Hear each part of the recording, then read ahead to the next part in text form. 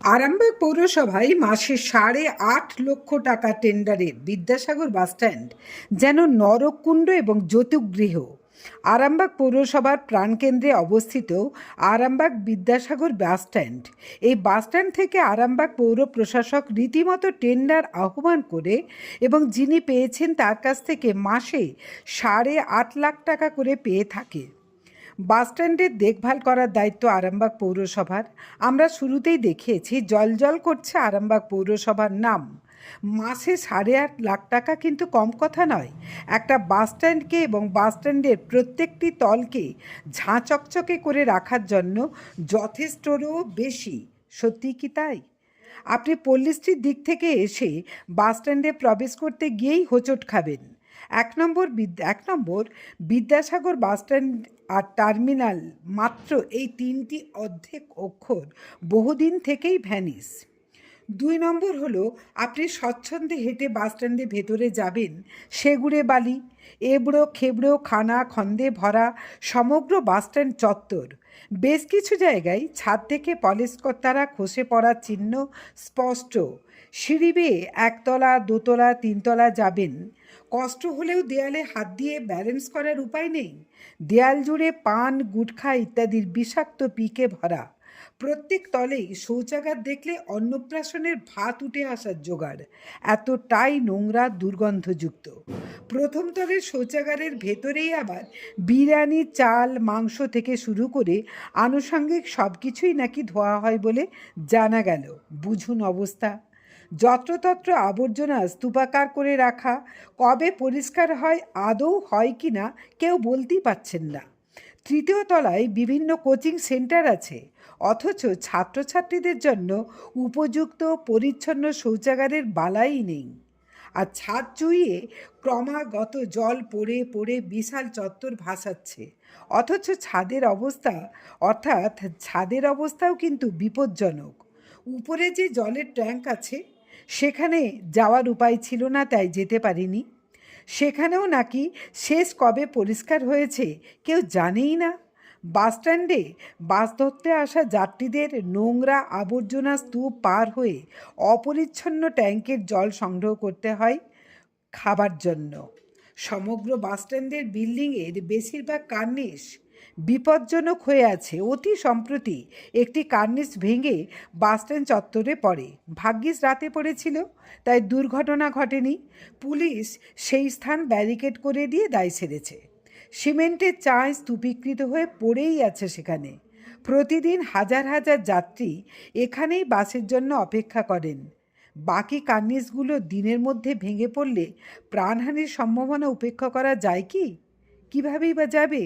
বাসস্ট্যান্ডের বিল্ডিংয়ের উত্তর দিকে 3তলায় দেওয়ালের দিকে তাকান, দেখবেন বিশালাকার অশ্বত্থ এবং বটগাছ শিকড় মেলে ডালপালা ছড়িয়ে দিব্যি বেড়ে চলেছে। এর ভবিষ্যৎ ফল কতটা ভয়ঙ্কর বলার প্রয়োজন আছে কি? কে দেখবে এসব? পুলিশ নাকি এখানে ফুটপাতে বসে জীবন জীবিকা নির্বাহ করা ব্যক্তিদের মাথায় কার্নিশ ভেঙে পড়তে পারে তাই উঠে যেতে বলেছেন। ভালো, উঠে যেতে বলেছেন তাদের বাঁচারই স্বার্থে। কিন্তু প্রশ্ন হচ্ছে, এরপর কি বাস ধরতে আসা যাত্রীদেরও বলবেন যে এখানে বাস ধরার জন্য অপেক্ষা করার দরকার নেই? তো ভেতরে যে যাবেন যাত্রীরা বাস ধরার জন্য ভেতরে, সেখানেও তো নিরাপত্তা নেই। কোথাও ছাদ থেকে পলেস্তারা খসে পড়ছে, তো কোথাও ড্যাম ধরে গিয়ে নিচে পলেস্তারা খসে পড়ার প্রস্তুতি নিচ্ছে। কে খেয়াল রাখবে এসব? কার দায়িত্ব? তাহলে মাসে মাসে 8.5 লাখ টাকা করে যে পৌরসভার কোষাগারে জমা পড়ছে এই বাসস্ট্যান্ডের দেখভালের জন্য, এই মোটা অঙ্কের টাকা তাহলে হচ্ছেটা কি? প্রশ্ন আসবে না? প্রশ্ন আসলে চটে উঠতে হবে। দেখুন সমগ্র বাসস্ট্যান্ড চত্বরের কি ভয়ঙ্কর দুরবস্থা, সিঁড়ির কি ভয়ঙ্কর অবস্থা।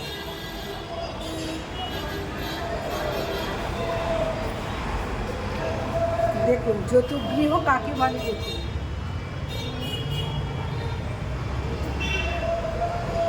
এটা হচ্ছে একটা যৌতুকগৃহ, আমরা সবটাই দেখাচ্ছি। দেখুন কতটা নোংরা।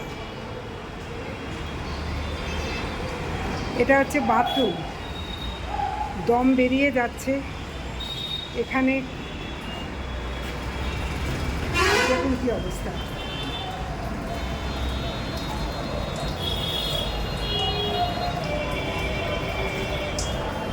এইখানেই যে সমস্ত বিরিয়ানির দোকানগুলো তলায় আছে, বিরিয়ানি এবং রেস্টুরেন্টে, তাদের অধিকাংশই এইখানেই ধোয়া হয়।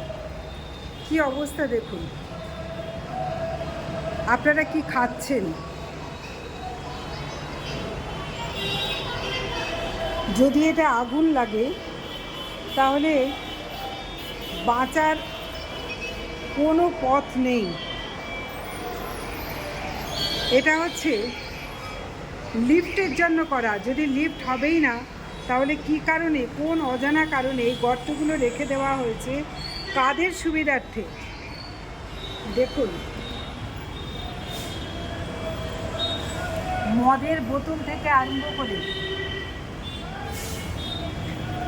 যাবতীয় আবর্জনা। এটা হচ্ছে লিফট।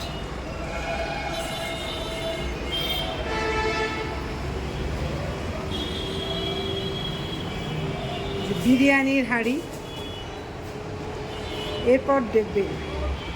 চলুন যা যাক তিনতলায়।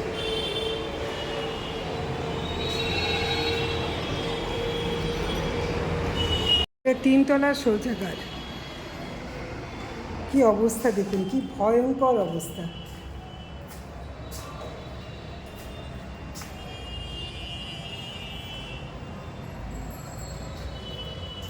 ওখানে আর যাওয়া গেল না, যাওয়ার অবস্থায় নেই। দুর্গন্ধে নিঃশ্বাস বন্ধ হয়ে যাচ্ছে, এতটাই কষ্ট।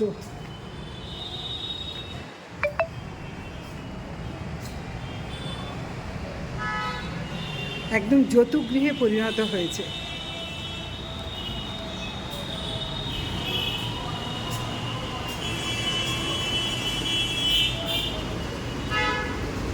এরকম জড়ো করাই থাকে।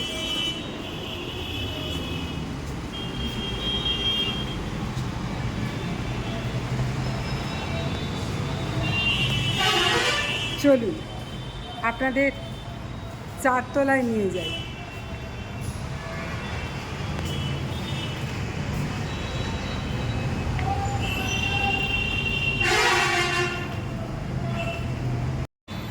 চারতলার শৌচাগার। এখানে প্রচুর টিউটোরিয়াল হোম আছে, ছাত্রছাত্রীরা পড়তে আসে। দেখুন কী অবস্থা, এগুলো সব শৌচাগার।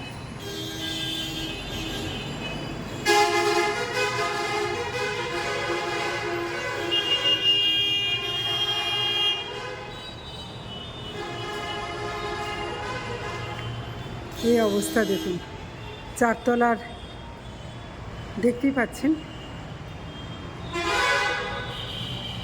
ছাদ ছুঁয়ে যে জল পড়ছে সেটাও আপনাদেরকে দেখাই।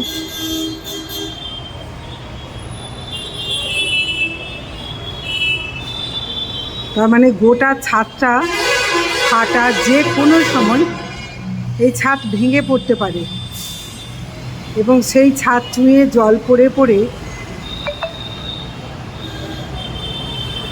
দেখুন।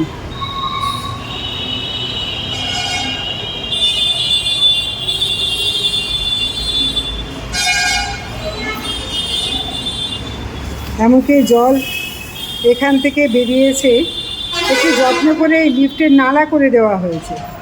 এই জলটাও গিয়ে ওই লিফটের গর্ততেই গিয়ে পড়ছে।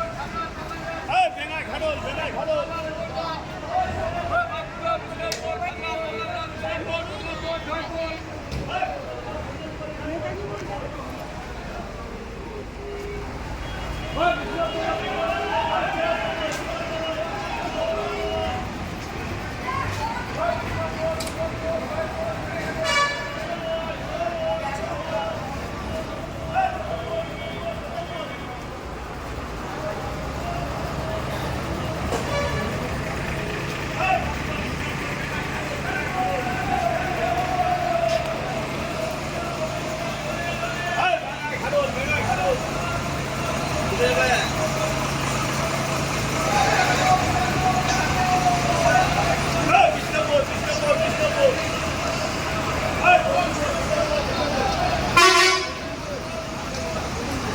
বাস স্ট্যান্ডে গা থেকে এত বড় একটা আশুত গাছ ঝুলছে,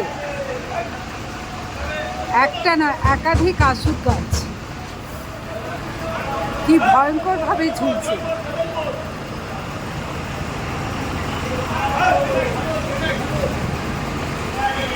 আশুত গাছ এবং বট গাছ ও আরও ডাদমারি ইত্যাদি গাছ এই বাস স্ট্যান্ডের গা থেকে গজিয়ে উঠেছে, উঠে একদম দেখুন কি বড়, আর তার সঙ্গে দেখুন তলায় নরক।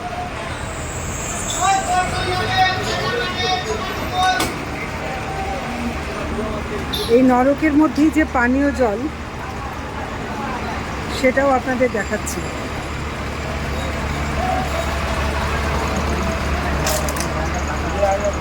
এখান থেকে নিতে হয় পানীয় জল, তলাটা দেখুন।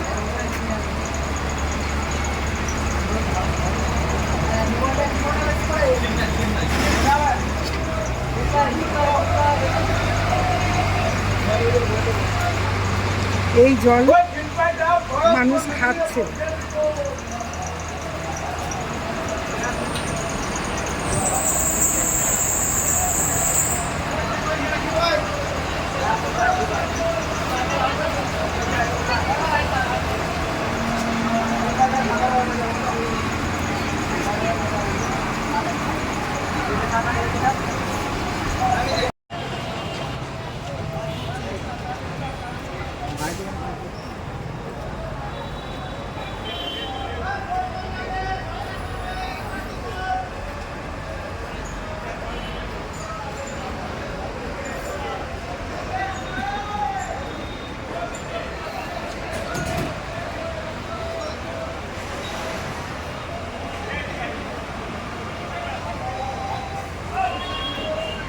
যে চাঙ্গুর ভেঙে পড়েছে দেখুন, এটা যদি কারোর মাথায় পড়তো তাহলে কি ভয়ঙ্কর অবস্থাটা হতো।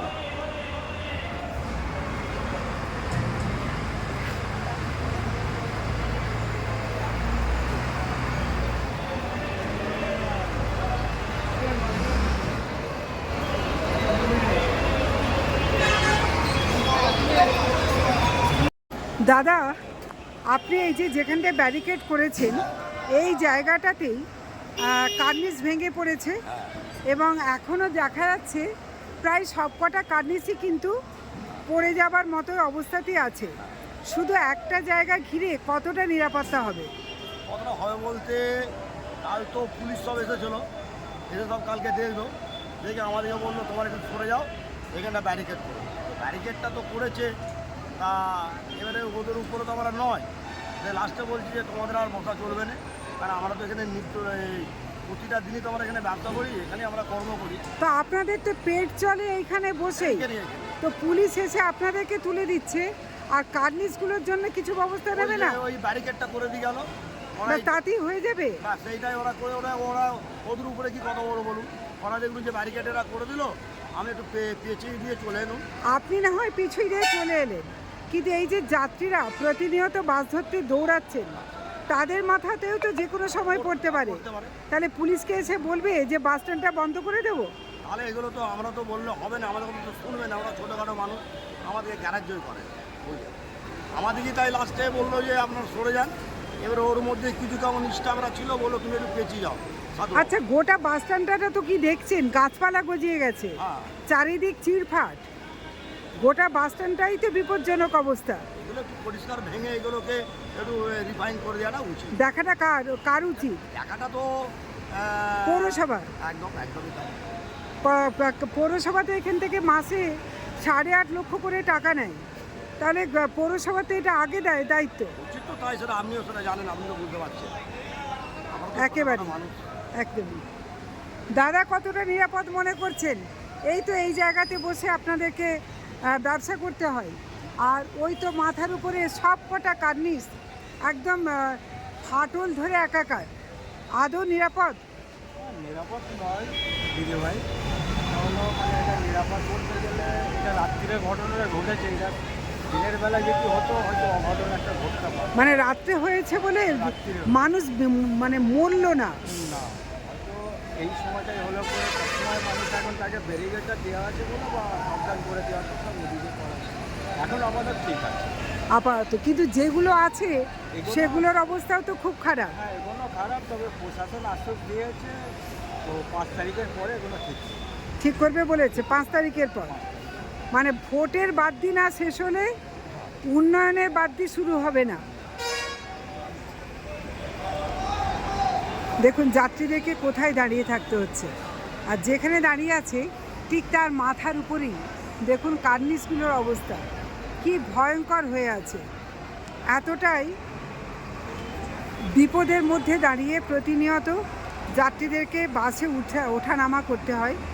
আপনারা দেখুন যে কতটা বিপজ্জনকভাবে এখানে সবাই উঠছেন। এই যিনি এখানে ডাব খাচ্ছেন ঠিক তার মাথার উপরেই দেখুন, ঠিক তার মাথার উপরেই যে কোনো সময় পড়লে এই যাত্রীদের মাথার উপরেই সরাসরি পড়বে। গোটা বাস স্ট্যান্ডে এই চরম দুরবস্থা। এখানে সিসি ক্যামেরা আছে, কিন্তু জানা নেই যে আদৌ এই সিসি ক্যামেরা থেকে এখানকার যে বাস স্ট্যান্ডের দুরবস্থা আদৌ নজরদারি করা হয় কি না। জ্যোতিষ জগতে অদ্বিতীয় ডক্টর অঞ্জন শাস্ত্রী, আপনার উজ্জ্বল ভবিষ্যতের একমাত্র দিশারি। Call for booking 7477886099 or log in www.anjanshastri.com। Download করুন আমাদের exclusive mobile app Astro Anjan.